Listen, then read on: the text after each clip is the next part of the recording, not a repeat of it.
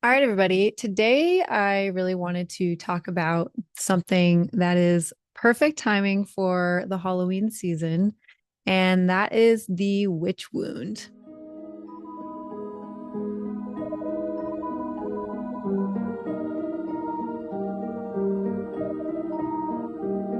And some of you might be familiar with it already, but some of you may not. And in case you didn't, I just wanted to basically give a brief overview.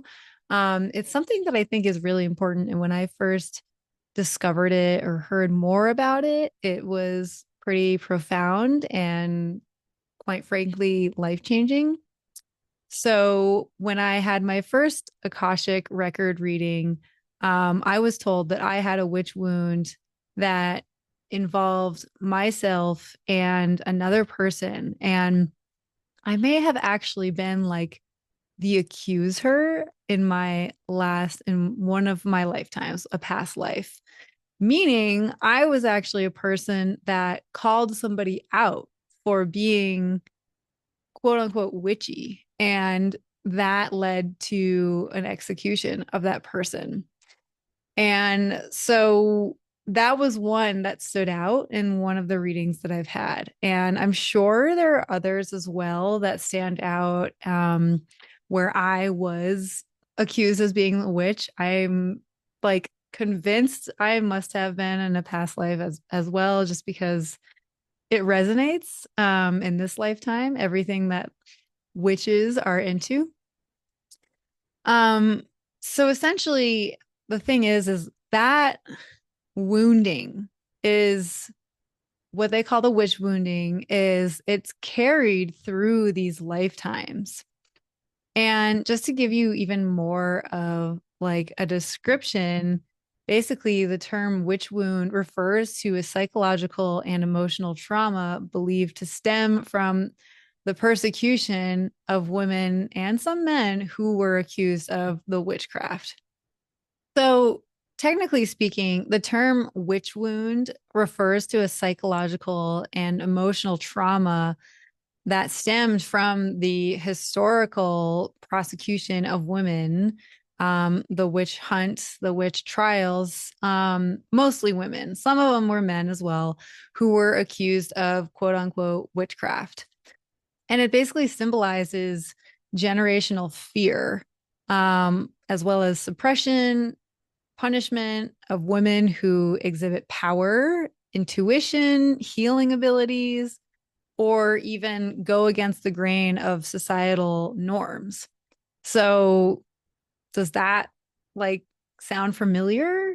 Do we feel like this might be playing out in our lives in just a modern day version?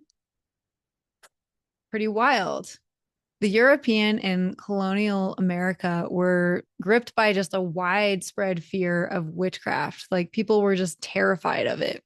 Tens of thousands of people, again, especially women, were accused of witchcraft and executed in just horrifying ways. They were burned at the stake, hung, tortured.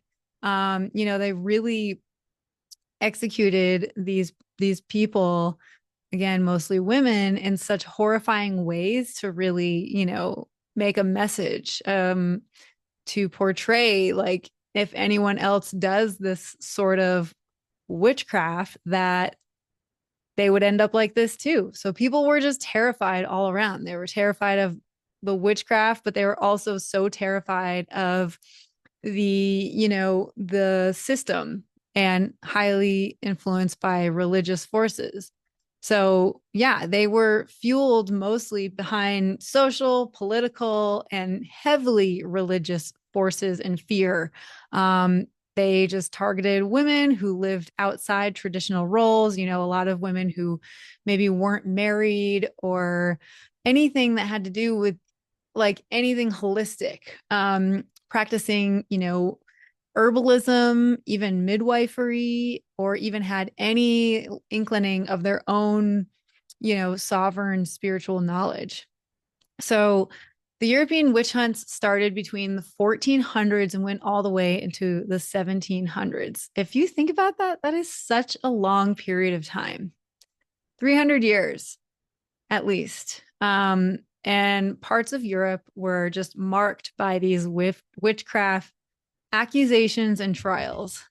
Um, Germany, France, and Scotland were hotspots where people, particularly women, were accused of pacts with the devil, practicing magic, and bringing harm to their communities.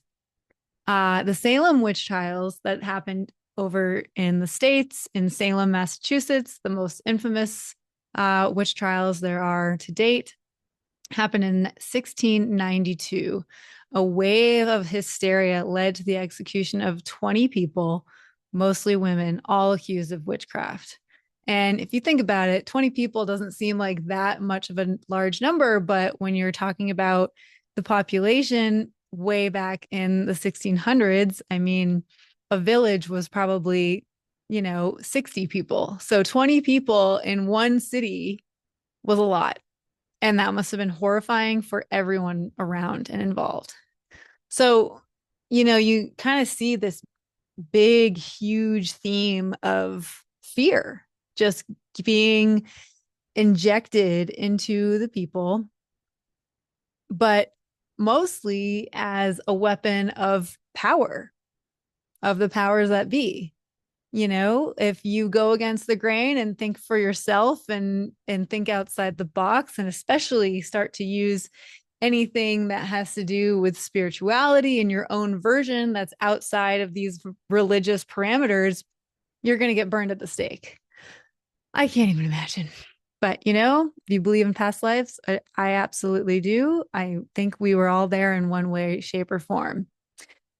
So again, back to the witch wound, this is used to describe a deep-seated collective trauma that stems from that history of persecution. It's believed that over generations, this trauma has been passed down, manifesting as fears being seen, judged, or punished for embodying the qualities associated with power, creativity, and feminine wisdom. Wow. Common themes associated with the witch wound include fear of visibility, a reluctance to speak up, lead, or step into power for fear of being judged or persecuted. Self-suppression, the tendency to hide or downplay intuitive or healing gifts. Rejection of feminine wisdom. Feelings of shame or guilt around embracing spiritual, mystical, or healing practices that were once branded as witchcraft. This concept resonates especially with feminist spirituality and healing practices as a way to reclaim the wisdom and power that was historically suppressed. Many see healing the witch wound as essential for women and men reclaiming their voices, embracing their intuitive gifts, and stepping into leadership roles without fear of societal retribution. So, if it's not obvious, I'm kind of just reading some conversation I was having with ChatGPT. I just really wanted to make sure I had my facts straightened out before kind of preaching all of this information. So as I read these like kind of bullet points, more or less, of what the witch wound represents for all of us, do you feel like you hold any of these? Do you feel like you're hiding any of your powers? Are you suppressing, some inner healing ability, or even any association with spirituality, whether it even be like astrology? Fortunately, astrology has become so mainstream these days that if you do start talking about it, no one's going to look at you like you could be a witch. I will say in the last like decade, even getting more into it, like, yeah, about a decade ago, I definitely had the most tiny lingering feeling of, wow, this is very powerful. This could make me powerful. This intuition, this intuitive way of thinking is so beautiful and like something that I feel like I've needed in my life for so long, but I feel like I've also suppressed it to a certain degree. For so long, I had so much of a people pleaser attitude. And I think a lot of it comes from this witch wound mentality and just literal trauma that we've held in our bodies and carried with us from lifetime to lifetime. So, of course, I had to tie this into astrology because anytime we're looking into back into history, and when the masses especially are you know, being controlled in a certain way, but also just having this collective way of thinking and this collective perspective of, what's happening at current moment, and anything that deals with society. It's so interesting to look at astrology and see what was happening at that point. But first, before we get into that, I really was thinking about astrology and just what type of planet or placement really holds that kind of witch wound energy. And of course, who else but Black Moon Lilith? And I know that that's not the most common placement to hear about, and you don't really typically see it in a typical natal chart, but it is one to definitely pay attention to, especially within this, this particular theme with the witch wound. So Black Moon Lilith in astrology is often associated with the witch wound, particularly in spiritual or psychological interpretations that explore themes of feminine power, suppression, and rebellion. So, Black Moon Lilith is not a physical object, but rather a calculated point in a person's chart.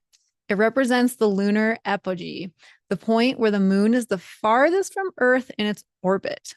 In astrology, Black Moon Lilith is linked to darker aspects of the feminine, including suppressed sexuality, wildness, rebellion, and untamed power.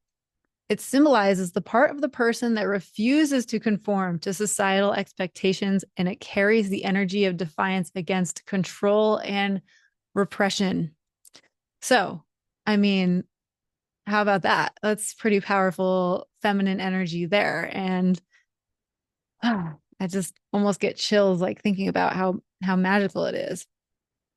Connection to the witch wound between the Black Moon Lilith arises from Lilith's mythological and symbolic representation.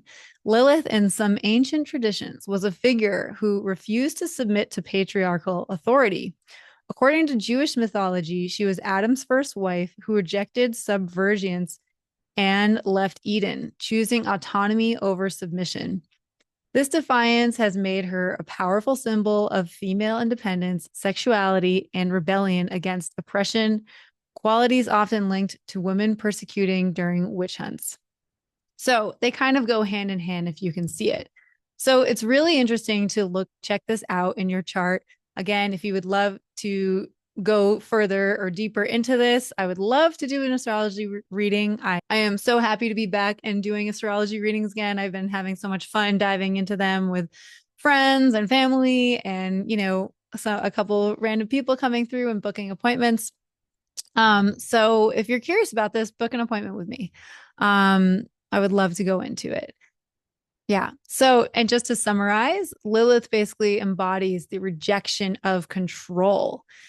Black Moon Lilith represents a shadowy part of the psyche that have been demonized, feared, or suppressed, much like women accused of witchcraft were. She symbolizes a raw, instinctual force, particularly in matters of sex, power, and autonomy, elements closely tied to the persecution of women during the witch hunt trials.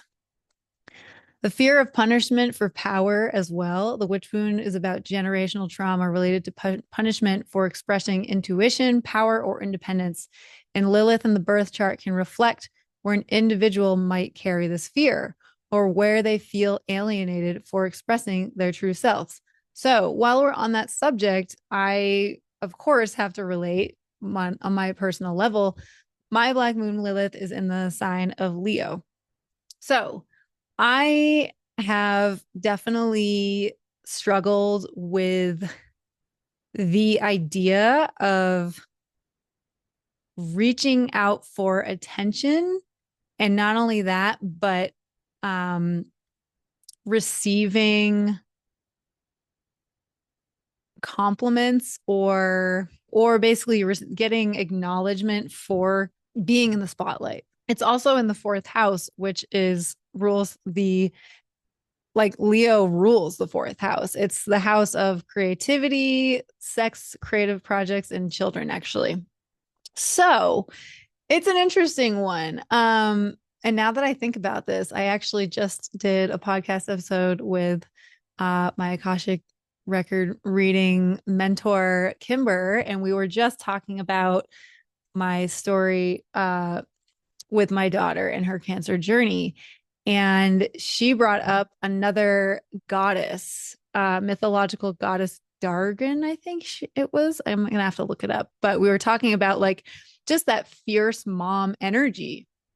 And, you know, if you know me well, or if you've listened to previous episodes, you know about my story with my daughter and her cancer journey and the position that it kind of put myself and my partner into while standing up for her health. And like, not only that, but trusting our intuition and leaning towards, you know, holistic options or even alternative ways rather than just the standard uh go about of dealing with cancer.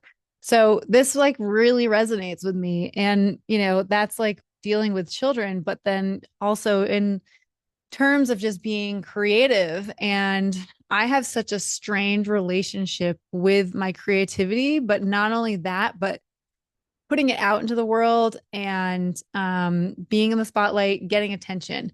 I know that I want it, I desire it, I need it, but I let it fuck with my psychological everything a little bit too much. I may take someone else's opinion of me by putting myself out there, you know, you in the spotlight, um, to heart too much, more than it should, perhaps. So why I'm doing this is a huge part of getting over all of that. I mean, I started this podcast and I'm really trying to put myself out there in kind of stepping stones, more so putting this on my Patreon and putting it in front of people who actually want to, you know, receive what I'm creating. But it's a big thing I'm overcoming and it's a lifelong journey. So I just wanted to add that tidbit in and hope if anyone resonates. But again, if you want to learn more, I would love to help assist you in that. Yeah. We already talked a lot about like Black Moon Lilith and how it relates to the witch wound. But again, just to summarize the rebellion against oppression, taboo power, and like fear and shame. Just as the witch wound can manifest as fear of persecution for being powerful or different, Black Moon Lilith represents the internalized shame or fear related to expressing these qualities. In a birth chart, the placement of Black Moon Lilith can offer insight to where an individual may experience challenges or unresolved pain around expressing power, sexuality, and autonomy, themes that resonate deeply with the concept of the witch wound. Hearing this part of the chart can involve embracing Lilith's energy and allowing oneself to express the full spectrum of one's identity, including the parts that have been historically repressed or feared. So, the big question that, again, I really wanted to investigate more with this period of time where the witch hunts were happening. And again, they happened for quite a while. They were between the years like the era 1400 to 1700. That's a long period of time if you think about it. It's a blip in like, you know, the full timeline of history, but it's a long time to have this type of fear mentality into the extreme that it did. Mostly the big picture societal shifts, dealing with fear and persecution. So the biggest ones that stood out to me, of course, when you look at the major themes, Pluto is going to stand out, correct? So there's so much talk about Pluto as of lately, mostly because it is changing signs. We are currently, literally right now, in the last few weeks of Pluto in Capricorn. So this is it. This is the last time Pluto in Capricorn will be here in our lifetimes. And we are really wrapping up this Capricornian energy, like huge societal changes, huge structural changes, huge systematic changes. So because Pluto, again, is transformation, power, death, and rebirth, it's also linked to issues of control and repression and the shadow side of humanity. It's literally just the dark side. I talked a lot about this in my last episode with Pause, and we talk about how it's literally excavating all of the darkness that humanities have been getting away with for so many years. And it's putting it right in front of our faces. So we can finally see the truth of what's been happening behind the scenes. So between 1400 and 1700, Pluto was moving through Capricorn, Aquarius, Pisces, and Aries, which is super interesting because that is where we are at right now. So obviously, like I just said, we're in the last few weeks of Capricorn. We will be entering the age of Aquarius. That will be another 20 so years. And then Pisces, and then Aries. So Pluto in Capricorn was between 1450 and 1465 when this was happening. And again, Capricorn is ruled by Saturn. It loves authority. It loves institutions. It's societal structures. So this period saw a rise of powerful religious and political institutions, some of which were key players in organizing the witch hunts, organizing them. So they basically just, artificially created this massive fear around witches and controlled the masses in a sense of making them fear any of this that had to do with the witch wound or the witch hunts or witchcraft activity, and would threaten them with persecution if they had anything to do with it. So talk about controlling the masses, inject fear. So the Roman Catholic Church had considerable control over society at that point in time and became an enforcer of orthodoxy, condemning witchcraft as heresy. So then after Pluto in Capricorn, so we really just saw like in that Capricornian phase of life, back in that period of time, we see that religion had so much power at that moment in time. So it was really pushed by the religious control. And, why would they want to do that? Of course, because you don't want people to be sovereign. You don't want them to start having self-discovery and realize just how powerful and intuitive and sovereign they really are without religion, without their artificial God. They wanted everyone to be a part of the Catholic Church. And in order to do that, they had to fearmonger anything that was not the Catholic Church. So simple enough, right? And it's interesting because we don't see that much power in the churches and religion anymore these days. But where do we see the power instead? Politics, government. That's where the most power is held right now. And then it trickles down to everything else, dealing with, corporate greed and, financial institutions and so on and so forth. Tech industry. So anyways, moving into Pluto in Aquarius, that was 1465 through 1490. Aquarius is linked with rebellion, innovation, new ways of thinking, but also community. Pluto's presence here could indicate fear and repression of those who represented nonconformity. The Renaissance was taking shape during this time, a period of intellectual awakening. It also coincided with growing fear of anything that established religious beliefs. So you're seeing in this period of time this huge shift in people having their own, like in that time period, awakening, more or less, where they were starting to think for themselves. They were starting to branch out and question the church. That was that Aquarius energy. But of course, with that said, with this massive change, again, comes a little bit more fear. Does it challenge what we are so used to and comfortable with? Yes. So it's a bit scary. And like, again, the religion just force feeding that fear down everybody's mouth. So Saturn also had a huge influence at this point in time. It's the Lord of karma and authority. Saturn governs discipline, authority, and restrictions. Saturn's transits during the witch hunts were seen as periods when society became more rigid and oppressive. So at this point in time, Saturn was in Sagittarius, which is very interesting, 1485 through 1500 at this point.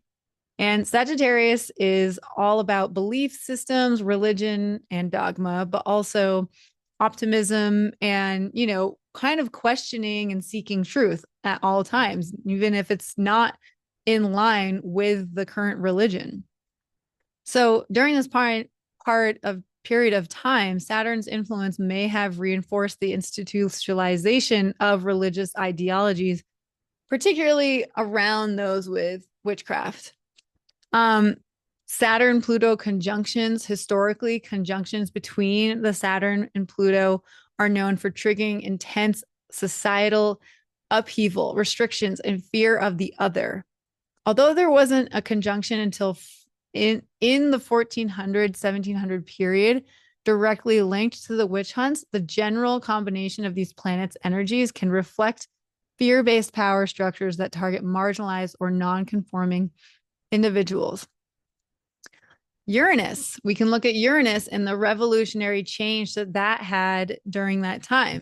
So Uranus associated with rebellion, liberation, society revolutions, transited through Leo, 1597 through 1600, and Virgo, 1600 through 1640. During a significant portion of the witch hunts, while Uranus is typically linked to innovation and progressive change, it can also spark sudden upheavals.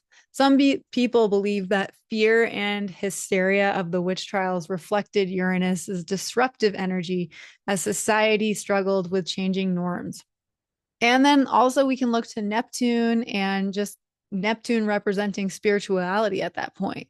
So Neptune is all about mysticism, but also confusion. Spiritual ideals could also be tied to the witch hunts through the collective fear of the unknown or the mystical. During the 1500s and 1600s, Neptune was in Aquarius, spiritual idealism and fear of radical thinkers. In Pisces, illusion and fear of the mystical. These transits might reflect how spirituality and mysticism became points of persecution as society struggled to balance religious orthodoxy with otherworldly fear. There was a huge great conjunction of 1642.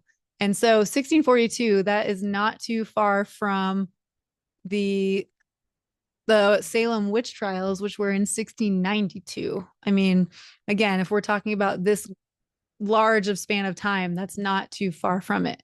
So the great conjunction of 1642 was when Jupiter and Saturn aligned closely. They were in Aquarius and coincided with the peak of the witch hunt hysteria in Europe. This alignment is associated with reconstruction of societal norms and fear-based reactions to upheavals. The conjunction in Aquarius, which represents radical shifts, may have triggered the collective fear of the unconventional, prompting further prosecution of women and healers practicing alternative beliefs. All in all, the witch hunts coincided with powerful astrological configurations that some astrologers, including myself, interpret as a trigger for societal, religious, and political upheaval at that time. Transitions of Pluto, Saturn, Uranus, and Neptune, as well as significant conjunctions and eclipses, are believed to have influenced the fear, repression, and transformation during this time. The celestial events reflect the tension between control and rebellion, as well as the collective fear of the unknown, both of which are core as themes of the witch hunt and their connection to feminine power and mysticism. Astrology offers a lens to understand historical events like the witch hunts as manifestations of larger cosmic cycles that influence human consciousness and society. So there you have it. I mean, it's up for your own interpretation, but again, because it's very close to Halloween and we are in this crazy period of time, Pluto's last dance in Capricorn, we are kind of seeing some modern day versions of this. I mean, we've been experiencing Pluto has been in Capricorn for the last 20 something years. It's been there since 2008. So, well, I guess just under 20. But, have we also experienced oppression with societal structures and abuse of power by the powers that be? An oppression of women. I don't know if that ever has gone away. I mean, in ancient times, women really were the goddesses of the planet, and people actually used to listen to them and their wisdom. And it felt like, things were a little bit more harmonious with Mother Earth. Maybe we can return back to that someday. And there's definitely a lot of Native American tribes that have the women, the matriarch, that are the wise ones of the whole tribe, and they seek to find answers to their questions or challenges by going to the matriarch of the tribe. So hopefully we can return to that in some way, shape, or form. I don't know if it's necessarily going to happen via the government, but we'll see. All I got to say is we are also in a massive transformational time. I've said this a million times this year, but it's true. Again, at the end of the day, if you're having a rough time, the world's not ending, but it feels like it is. Also, you're not crazy, the world is. Like it's a wild time we're in, and it's a lot to handle. And I think us humans are pretty incredible for putting up with the amount of societal upheaval that we've been dealing with, especially in the last few years. So, anyways, there you have it. Astrology is always such a cool tool to examine with history and see what the patterns are. It just continues to blow my mind to see the patterns that really do help determine what took place in history and so forth. So, again, if you would like to look more into your Black Moon Lilith, I would love to do a reading with you. We can investigate that more and find some healing in that area. If man or women, doesn't have to be, for women only. We were all there in some way, shape, or form. And I would love to help. So book a reading with me.